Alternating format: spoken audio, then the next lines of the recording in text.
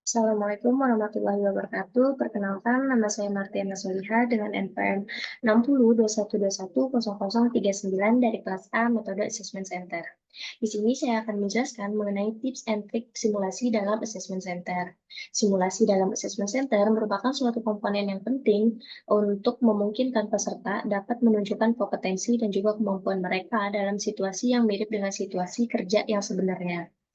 Nah, beberapa contoh simulasi yang sering digunakan yaitu yang pertama ada in-basket exercise, yang kedua ada presentasi, yang ketiga ada role play, dan yang keempat ada group discussion.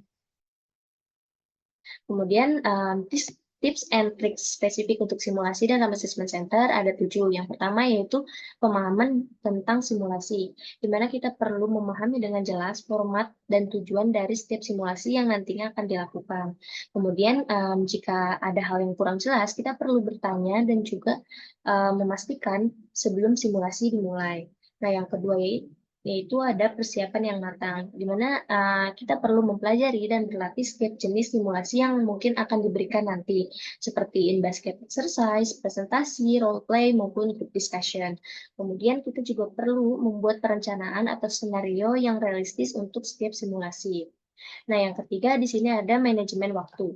Nah, manajemen waktu yaitu merupakan suatu pengelolaan waktu dengan baik selama simulasi dan juga bagaimana kita menentukan tugas kita dapat dilakukan atau diberikan secara tepat waktu. Kemudian kita juga perlu membuat skala prioritas. Nah, yang keempat ya ini komunikasi yang efektif. Nah, di sini kita perlu menunjukkan kemampuan komunikasi yang baik, baik itu secara verbal maupun nonverbal, di mana kita juga perlu menjelaskan penjelasan secara jelas dan terstruktur saat presentasi atau melakukan diskusi. Selain itu, kita juga perlu mendengarkan dan juga menunjukkan empati ketika role play. Nah, yang kelima ada kerjasama tim. Di sini kita perlu menunjukkan kemampuan kita untuk bekerjasama, bernegosiasi, dan juga mempengaruhi tim. Nah, yang keenam di sini ada kepemimpinan dan juga pengambilan keputusan.